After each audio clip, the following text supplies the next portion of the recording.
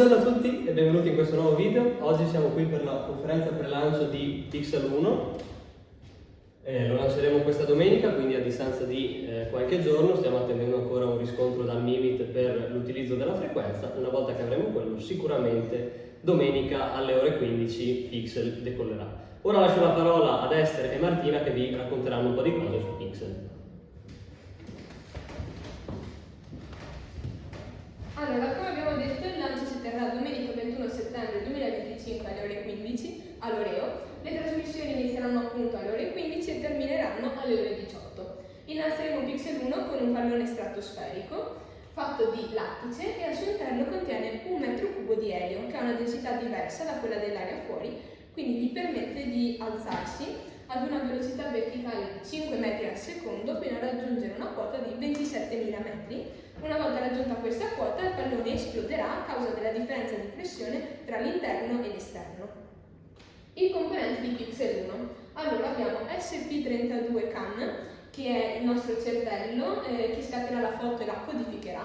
Poi abbiamo un walkie-talkie che trasmetterà la foto, uno scaldino o uno scaldamani per permettere al tutto di non congelarsi, delle batterie che andranno ad alimentare Pixel 1, un regolatore di tensione che permetterà di utilizzare in modo efficiente la batteria per il tempo necessario e un contenitore per il gelato che è fatto di polistirolo, che è un isolante termico che aiuterà anche questo a mantenere l'interno della scatola caldo e l'esterno con la temperatura esterna.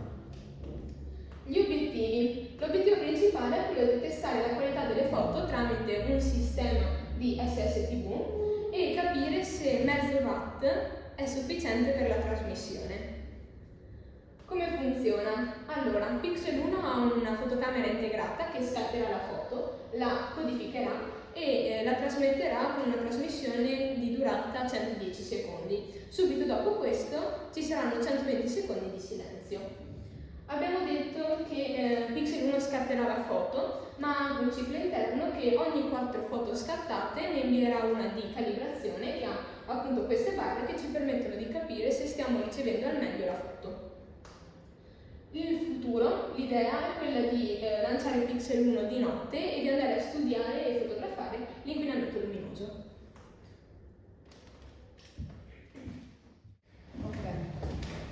Il concept SSTV è stato sviluppato da Cocteau McDonald nel 1957 e 1958 e il suo primo utilizzo è stato impiegato nel programma Apollo che ha portato l'uomo sulla Luna.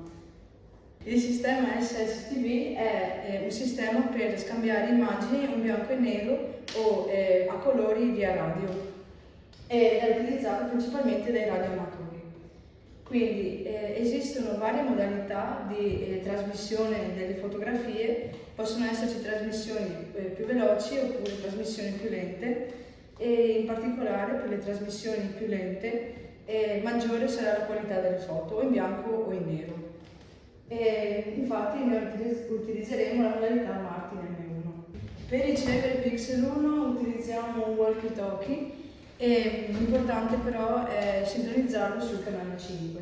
Successivamente, poi, per decodificare le foto mandate da Pixel 1 utilizziamo la ProBoot 36 che permette di decodificare le foto appunto, oppure utilizziamo un altro programma chiamato RX SSTV e l'importante però è utilizzare la modalità Martin M1.